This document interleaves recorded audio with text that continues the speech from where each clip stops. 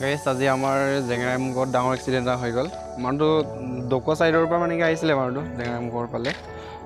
তেতিয়া মানুহটো শুনিছোঁ মানে কি মানুহটো ড্ৰিংকছ কৰাইছিলে, চ' আউট অফ কণ্ট্ৰল হৈ গ'ল হেডিং। সেইটো কাৰণে একদম কালত পৰি গ'ল মানে। কোনটো কালত পৰি গ'ল আপোনালোকে দেখাই আছোঁ, চাই থাকক।